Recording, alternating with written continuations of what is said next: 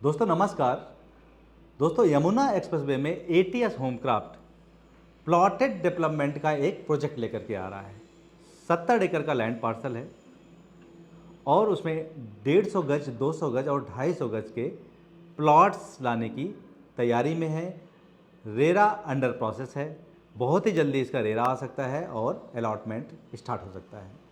इसके पहले कि आपको डिसीजन लेने में दिक्कत हो, हम इस वीडियो में यहाँ की मार्केट यानी कि यमुना एक्सप्रेसवे की जो मार्केट है, रियल एस्टेट मार्केट है, जो इसका फ्यूचर है एयरपोर्ट बनने के बाद, और अभी इसके जो प्राइजेज़ हैं और फ्यूचर में क्या आरओआई आने की उम्मीद है, कितना आपको प्रॉफिट होने की उम्मीद है और क्या लोग उम्मीद लगा के बैठे हैं, ये सारी बातें डिस्कस करने वाला हूँ मैं इस वीडियो में, ताकि आपको डिसीजन लेने में मदद मिल सके। दोस्तों अगर आपने मेरे चैनल को अब तक सब्सक्राइब नहीं किया है तो सब्सक्राइब कर लीजिए, ताकि आपको हर ज़रूरी जानकारी वीडियो के माध्यम से मिलती रहे। दोस्तों जो लोग रियल एस्टेट के इन्वेस्टमेंट को एफडी मानते हैं या शेयर मार्केट में इन्वेस्टमेंट मानते हैं तो उनको दूर रहना चाहिए, क्योंकि रियल एस्टेट का इन्वेस्टमेंट एफडी की तरह नहीं होता और ना ही शेयर मार्केट के इन्वेस्टमेंट की तरह होता है। रियल एस्टेट का इन्वेस्टमेंट लॉन्ग टर्म इन्वेस्टमेंट होता है और आपको लॉन्ग टर्म में कई गुना पैसा बना के देता है। लेकिन अगर आप 1 साल, 2 साल, 3 साल या 5 साल के होराइजन में देखते हैं तो आपको जो उसका रिटर्न है वो बहुत अच्छा नहीं मिलता और कई बार उसमें लिक्विडिटी नहीं होती, आप जल्दी से उसको बेच नहीं सकते और आपको बेचना पड़े तो वो बहुत अच्छा प्रॉफिट नहीं देता और कई बार लॉस भी देता है। तो ऐसे लोग जो शॉर्ट टर्म इन्वेस्टमेंट करना चाहते हैं कि अभी आपने लिया और जैसे ये प्रोजेक्ट कंप्लीट हुआ आपको सेल करना है, तो प्रोजेक्ट्स आपको कभी भी अच्छा रिटर्न नहीं देंगे। पिछले 3-4 साल पहले ऐसा एक मार्केट था जब लोगों ने लिया, किसी प्रोजेक्ट में उन्होंने इन्वेस्टमेंट किया और अच्छे प्राइस में वो बिक गया, 1 साल में, 2 साल में, 3 साल में। इस कारण से उनको बहुत उम्मीदें हो गई हैं लोगों को।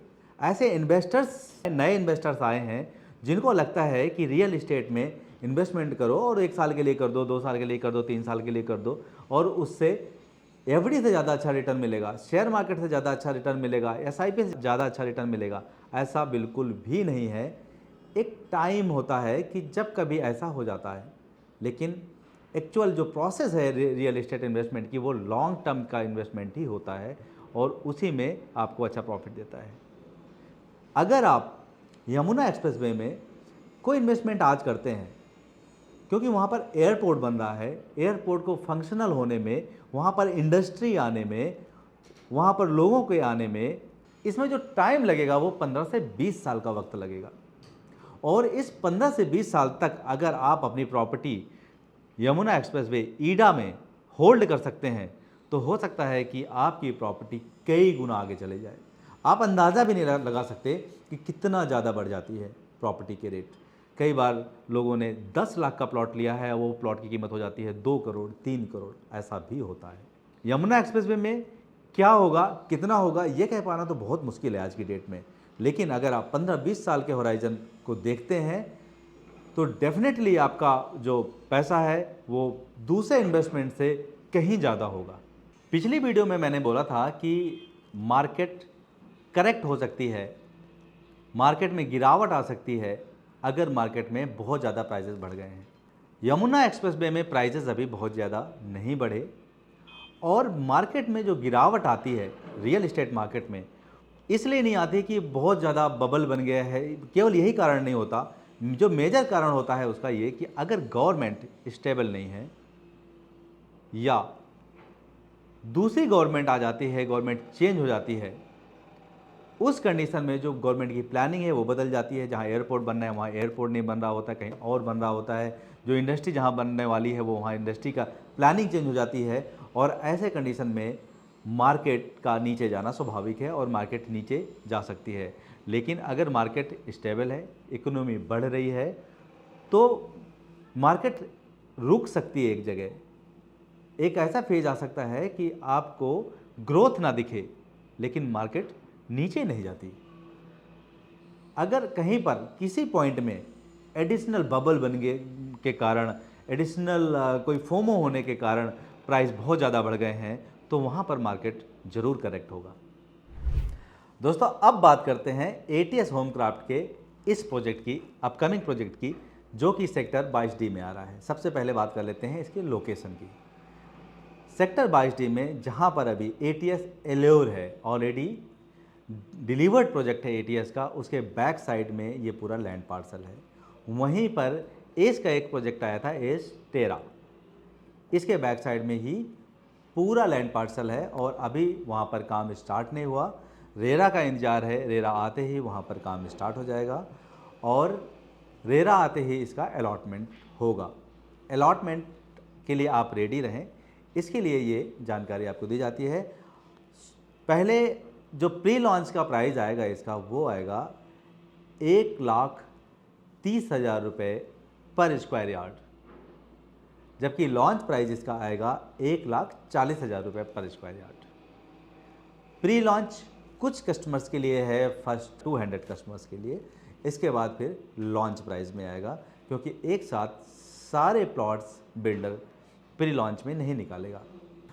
दोस्तों जिन लोगों को प्लॉट्स में ही इन्वेस्टमेंट करना है, उनके लिए रीसेल में प्लॉट लेना डिफ़िकल्ट होता है, सेक्टर्स के प्लॉट लेना डिफ़िकल्ट होता है। आप समझते हैं कि उनकी जो प्राइसिंग है, जो ओरिजिनल अलॉटमेंट प्राइसिंग है, वो बहुत कम थी। 30 लाख 35 लाख के अलॉटमेंट हैं और अभी उनकी कीमत 2 करोड़ के आसपास है। इस कारण से रीसेल में आपको प्रॉब्लम निश्चित आती होगी। अगर आपको ऐसा अलॉटमेंट चाहिए जो आप 2.5 साल में जिसका आपको पेमेंट करना हो, धीरे धीरे आपका पेमेंट जाएगा, पूरा पेमेंट आपका बैंक टू बैंक जाएगा, तो आपके लिए बिल्डर प्रोजेक्ट से बेहतर कोई ऑप्शन नहीं है। और बिल्डर प्रोजेक्ट्स, प्लॉटेड डेवलपमेंट के बिल्डर प्रोजेक्ट्स मार्केट में बहुत कम आते हैं, क्योंकि प्लॉटिंग के लिए लैंड कम होती है, हाई राइज के लिए लैंड ज़्यादा अलॉटेड होती है। इसलिए अभी फ़िलहाल आ रहे हैं, तो आपके लिए चांस है कि आप यहाँ पर अपना अलॉटमेंट सिक्योर कर सकते हैं। अब बात कर लेते हैं सेकंड कि क्या इस प्राइस में लेना ठीक है, क्या इन्वेस्टर्स के लिए इसमें रिटर्न निकाल पाना संभव है।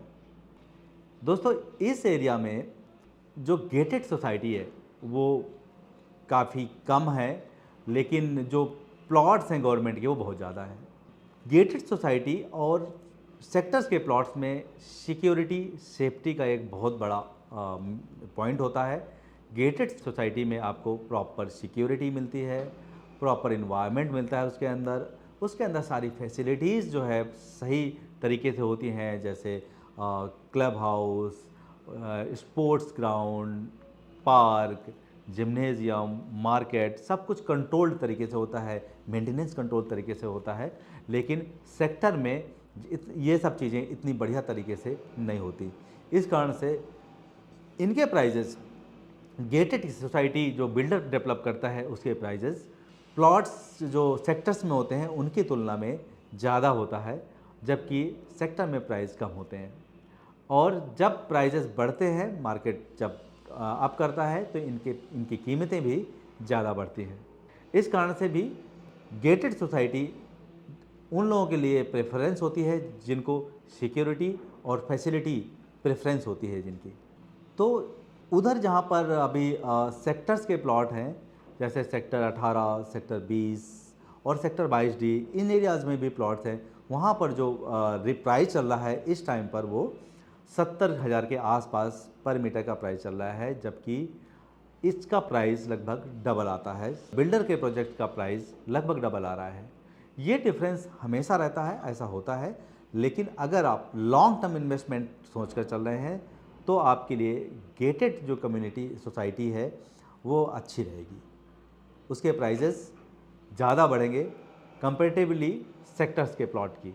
तो दोस्तों आज आपको लग सकता है कि प्रॉपर्टी महंगी है, लेकिन 20 साल बाद जो आज आपको लग रहा है कि 10,000 सस्ती होनी चाहिए या 15,000 सस्ती होनी चाहिए, 20,000 सस्ती होनी चाहिए, 20 साल बाद आपको ये जो डिफरेंस है ये बहुत कम नज़र आएगा 15-20 हज़ार का, क्योंकि 20 साल बाद चीज़ें बदल जाएंगी, क्योंकि ये पूरा जो ईडा का पूरा क्षेत्र है एक न्यू सिटी बन रही है जो एयरपोर्ट के आसपास डेवलप होगी और एक इसकी अलग पहचान होगी नोएडा से और ग्रेटर नोएडा से। ये शहर वैसा ही बनेगा जैसे एक अलग शहर जैसे गुड़गांव है, फरीदाबाद है, गाज़ियाबाद है या नोएडा है। ईडा का एक अपना एक शहर होगा और यह शहर पूरा कंट्रोल डेवलप्ड होगा। यहाँ पर सारी फैसिलिटीज़ होंगी, इंडस्ट्री होगी और इंडस्ट्री के अलावा यहाँ पर पूरा अपना इंफ्रास्ट्रक्चर होगा, रोड्स का इंफ्रास्ट्रक्चर होगा। तो ये शहर अपने आप में एक इकोनॉमी बनाएगा उत्तर प्रदेश की और भारत की। उस समय यहाँ पर जो प्राइजेज़ हैं वो अपने टॉप पर होंगे, लेकिन इस सब कुछ होने के लिए 15 से 20 साल 30 साल का भी समय लग सकता है, क्योंकि डेवलपमेंट धीरे धीरे होता है। तो अगर आप लॉन्ग होराइजन में लेकर चलते हैं कि आपने आज जो प्रॉपर्टी लेके डाली है वो आपको 20 साल बाद मुड़ के देखना है कि प्रॉपर्टी कहाँ पहुँची, तो आपके लिए यमुना एक्सप्रेसवे ईडा में इन्वेस्टमेंट करना अच्छा रहेगा। लेकिन अगर आप 4-5 साल के होराइजन में देखते हैं तो ज़्यादा चेंज नहीं आएगा। हो सकता है कि थोड़ा बहुत चेंज आ जाए, क्योंकि हमने देखा है इसके पहले नोएडा के सेक्टर 150 में, जो कि आज के 5 साल पहले डेवलपमेंट 7 साल पहले डेवलपमेंट स्टार्ट हुआ था, आज भी वो डेवलपिंग कंडीशन में है, डेवलपिंग स्टेटस है उसका। तो उसमें अभी भी अनदर 10 साल लगेंगे। मैं नोएडा के सेक्टर 150 की बात कर रहा हूँ। तो फिर ईडा यमुना एक्सप्रेस वे का जो एरिया है उसमें तो डेवलपमेंट में पूरा टाइम लगेगा। लेकिन आज जो आप ले रहे हैं 5 साल बाद आपको डिफरेंस दिखेगा, 10 साल बाद और ज़्यादा दिखेगा। शुरुआत में आपका जो ROI आप कैलकुलेट करते हैं, हर कोई सोचता है कि मेरा क्या रेट हो गया, चलो मैंने पिछले साल प्लॉट लिया था क्या रेट हो गया, या 2 साल में क्या रेट हो गया, 3 साल में क्या रेट हो गया। वो रेट केवल पेपर में होता है, वो रेट केवल दिमाग में होता है, वो एक्चुअल में नहीं होता। जब आप बेचने जाएंगे तो ऐसा नहीं बिकेगा। लेकिन अगर वो आपने टाइम ज़्यादा दिया है, 10 साल 15 साल का टाइम दिया है, तो आपको बहुत अच्छे प्राइसेस मिलेंगे। 300 मीटर के प्लॉट, 500 मीटर के प्लॉट्स, 1000 मीटर के प्लॉट्स का जो अलॉटमेंट हुआ था यहाँ पर, वो 10,000 रुपये पर स्क्वायर मीटर के आसपास प्राइस में अलॉटमेंट हुआ था। और अभी उनका जो प्राइस है वो 60 से 70,000 80,000 तक प्राइस पहुँच गया है। इवन अभी स्टैगनेंट है प्राइस, लेकिन एक बार फिर उछाल मारेगा यहाँ पर प्राइस। तो दोस्तों, अगर आप इस प्रोजेक्ट में इन्वेस्टमेंट करना चाहते हैं, आप अपना अलॉटमेंट इंश्योर करना चाहते हैं, तो आपको पहले से ही तैयार रहना होगा। और आपको आगे क्या करना है, इसमें कैसे आप अपना अलॉटमेंट इंश्योर करें, इसके लिए आप हमें डायरेक्टली कॉल कर सकते हैं, ताकि हम आपको प्रोसेस गाइड कर सकें, आपको असिस्ट कर सकें प्लॉट्स के अलॉटमेंट में, ATS होमक्राफ्ट के प्लॉट्स की। दोस्तों, आप मुझे कमेंट्स करके ज़रूर बताएं कि आप क्या और कुछ जानना चाहते हैं इस प्रोजेक्ट के बारे में, या आप इस एरिया के दूसरे प्रोजेक्ट्स के बारे में, या और कुछ आपके दिमाग में क्वेश्चंस हैं यमुना एक्सप्रेसवे में इन्वेस्टमेंट को लेकर के, और साथ में आप नोएडा एक्सटेंशन या ग्रेटर नोएडा में कोई कंपेयर करना चाहते हैं कहाँ पर बेहतर इन्वेस्टमेंट हो सकता है, तो आप हमें कमेंट्स करके ज़रूर बताएं। मैं आपको नेक्स्ट वीडियो में उस टॉपिक को कवर करने की कोशिश करूँगा। दोस्तों, मेरा नाम त्रिभुवन सिंह है, मैं रेरा सर्टिफाइड प्रॉपर्टी कंसल्टेंट हूँ और मेरा डायरेक्ट नंबर है 7838696817। अधिक जानकारी के लिए और बुकिंग प्रोसेस के लिए, EOI प्रोसेस के लिए आप हमसे संपर्क कर सकते हैं। अगर आपने मेरे चैनल को अब तक सब्सक्राइब नहीं किया है तो सब्सक्राइब कर लीजिए, ताकि नोएडा रियल एस्टेट मार्केट की हर ज़रूरी अपडेट आपको सबसे पहले मिल सके। धन्यवाद।